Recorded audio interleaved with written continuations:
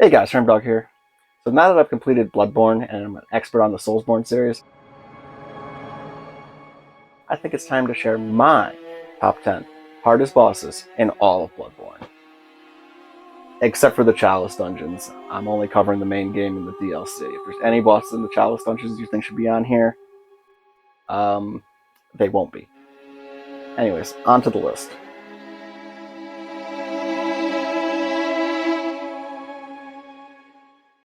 Gascoin comes in at number 10 for a few reasons. As the first mandatory boss in the game, but not the first boss you can encounter, Gascoin will give you some trouble. As Cleric Beast is optional and can be completely missed, and you can't level up until you gain at least one insight, it is entirely possible to reach Gascoin without any additional levels. Adding to the difficulty is this boss technically has 3 phases.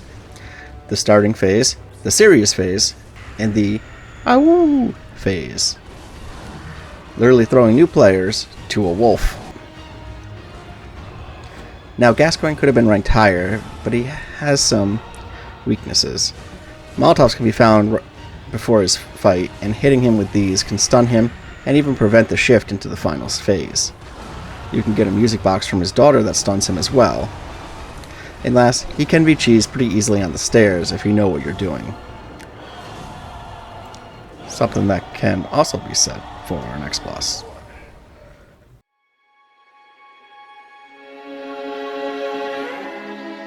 Mikolash is an interesting one. He has some of the best dialogue in the game, but he also has the most annoying boss arena in the entire game.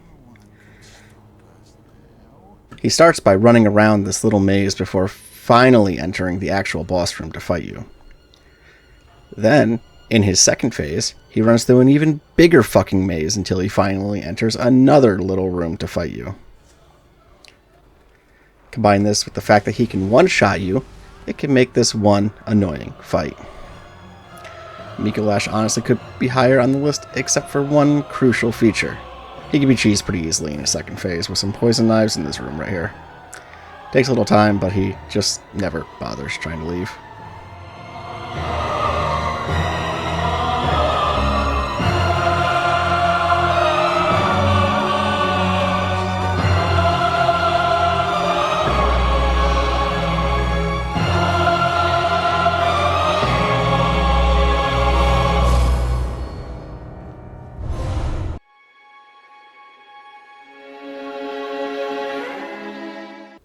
Lawrence is the only optional boss in the DLC, and he's also just Cleric Beast on steroids.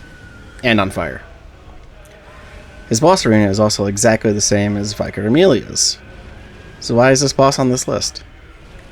Those previous mentioned steroids and fire? The fire makes it hard to avoid damage as the area of effect is often where you need to be to hit him. And the steroids make it so if he hits you, it hurts. His second phase is a little easier if you know what to do, but much harder if you don't, as he loses his legs, but starts to bleed lava all over the place. The second phase just comes down to positioning, but being in the wrong position is a deadly mistake.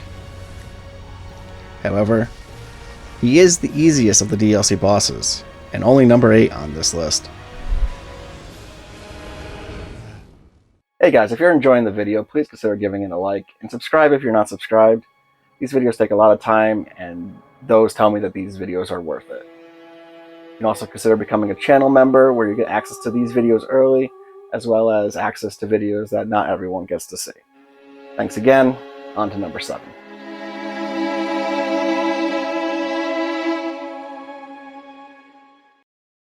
Okay, listen, hear me out. I imagine for any Bloodborne experts out there, these guys are easy, but for me facing them for the first time, I may have been a little overconfident, especially considering their name. But let's look at the facts of this fight. There are failures spawning throughout the fight. There's always 2 to 4 of them in the arena, with one always casting spells from a distance, and one always engaging in melee. They can also all join together in a homing spell that can easily eat away at your health and one-shot you if you're not careful.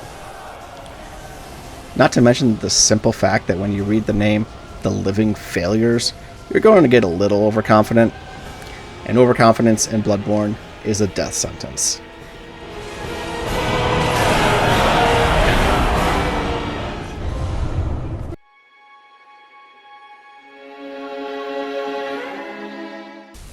Abrietis. I don't know how to pronounce this one's name, but I'm going to go with Abrietis. Abrietis is an interesting one. The fight doesn't start until you initiate it, which feels odd in Bloodborne.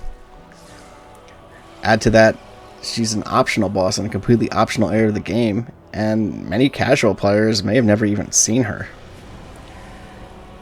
But none of that means she's easy.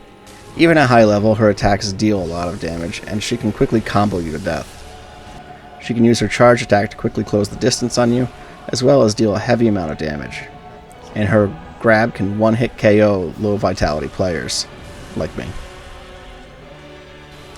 In her second phase, she adds more attacks to her repertoire, including more AoE, making dodging more of a chore. My main device, use bolt paper, a thrusting weapon if you're comfortable with it, and try to stay between her tails. I did not use a thrusting weapon because I'm not comfortable with it, but you get the idea. Abrietis was the last optional boss on this list, meaning the hardest bosses are required to complete either the main game or the Old Hunters DLC. So let's see what number 5 is.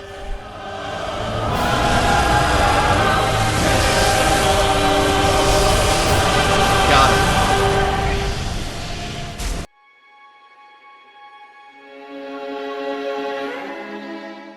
Oh, Rom. She's a tricky little devil. She starts the fight helpless, but once you attack her, she summons a large number of spiderlings to defend her. During Phase 1, these spiderlings are the only danger, but they are pretty dangerous to impatient players. They deal a large amount of damage, and losing sight of one or two can mean instant death. In Phase 2 and 3, she summons more spiderlings, and now starts to cast offensive magic that can one-shot you, or at least stun you long enough for the spiderlings to get you. Now this boss can be cheese, which would usually lower its difficulty for these lists, but honestly, I couldn't remember how to do it, and looking it up, no new player is going to know how to do it, so I took a couple points off, but not enough to make it any higher up on the list, or lower on the list, depending on how you think about it.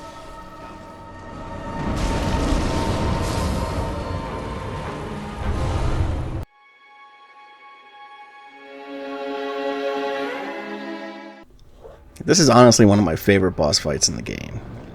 While you may face random hunters throughout the game, Lady Maria is the only one that is given the distinction of a boss fight. The fight plays out more like a dance between two hunters, with you and her trying to dodge around each other's attacks while hitting with attacks of your own. Lady Maria has 3 phases, with each simply being a harder version of the one from before. She starts with her dual blades and swift attacks.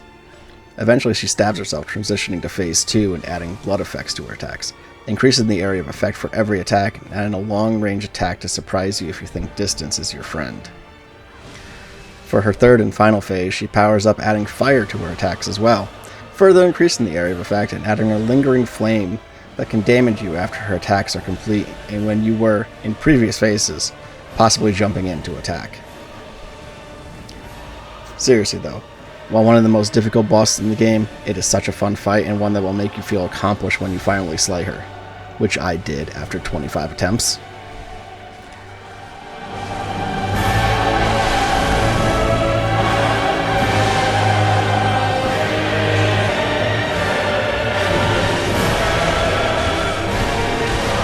Got her.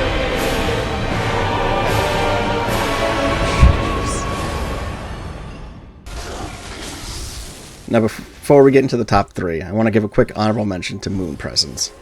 Moon Presence could have been number 10 on this list, but in the end I went with Gascoin because he's the first mandatory boss, and you may have to fight him without getting a single level up. While Moon Presence is a hidden final boss with a weird quest line you have to complete to even be able to fight it, and most casual players will have never faced it. Alright, on to number 3.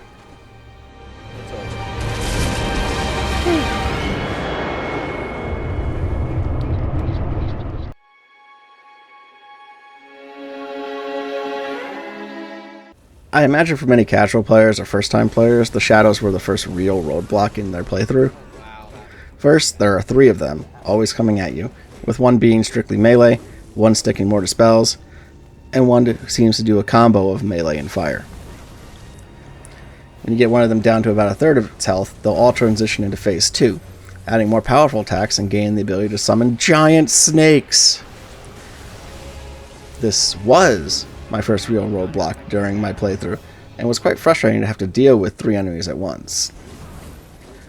While these guys only took me 10 attempts, that doesn't include the deaths suffered on the run back, which just has one of the most annoying runbacks in the game.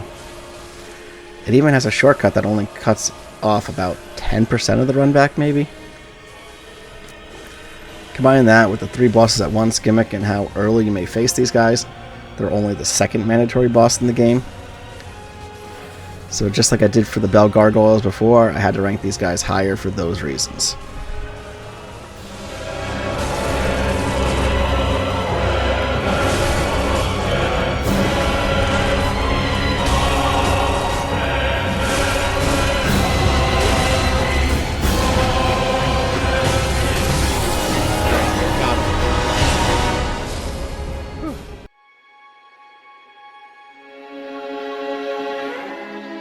Alright, now we're getting to something truly difficult.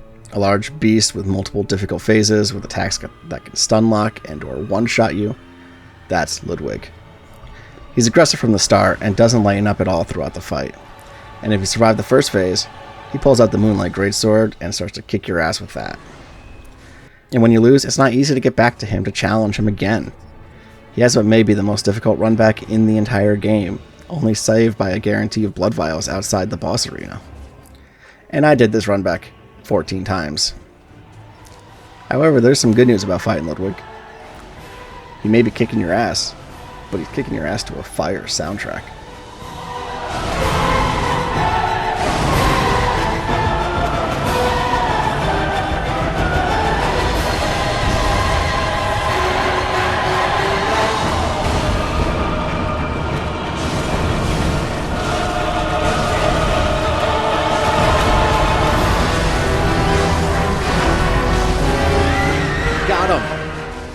On to number 1.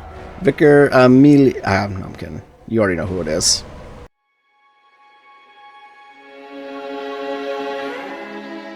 Okay. Is anyone surprised?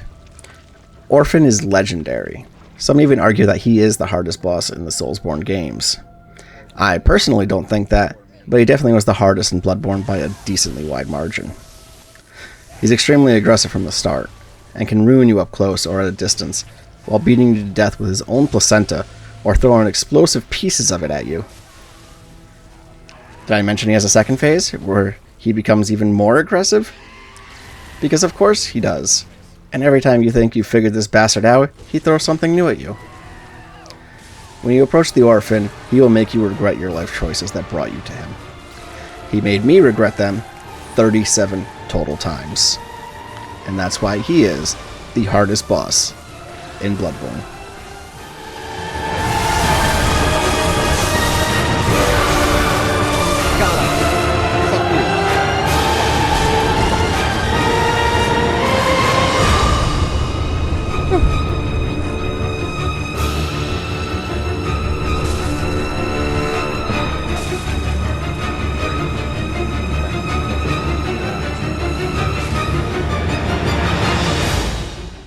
So those are my top 10 hardest bosses in Bloodborne. You agree? Let me know down below. You may have also noticed all the footage for these bosses came from my live streams. I'm playing through all the FromSoft Soulsborne games live every Friday night at 9 p.m. Eastern. Stop by and say hi. Thank you guys for watching, and I'll see you in the next game. Take care now. Bye-bye then.